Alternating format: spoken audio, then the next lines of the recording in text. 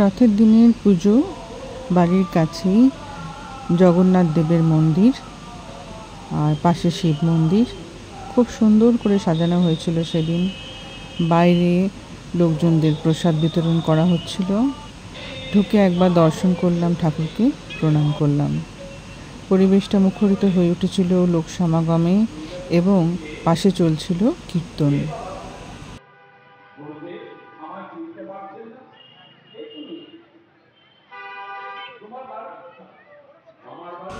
এখানে পরপর দুটি মন্দির আছে, মহাদেবের মন্দির ও পাশে জগন্নাথ দেবের মন্দির।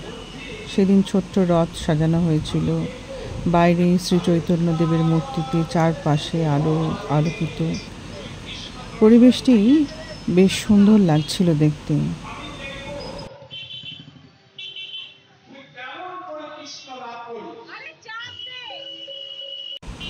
নমঃ শিবায় নমঃ।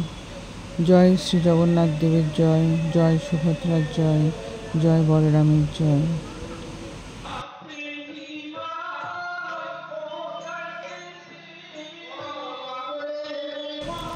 ধূপ, দীপ, চন্দন প্রভৃতিতে সেজে উঠেছিল ঠাকুর।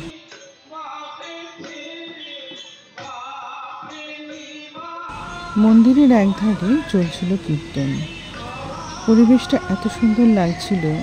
সেখানে ছোট ছোট কিছু কাহিনী বলছিল এবং তারপরে সেটা গানেতে সুন্দর করে বোঝাচ্ছিল।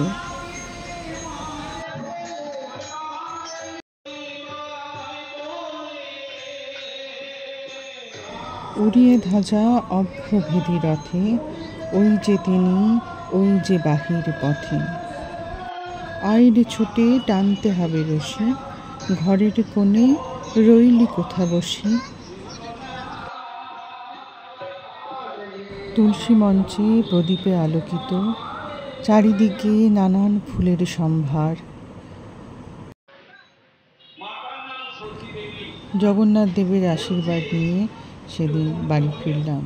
দেখা হবে আবার উল্টো রথে।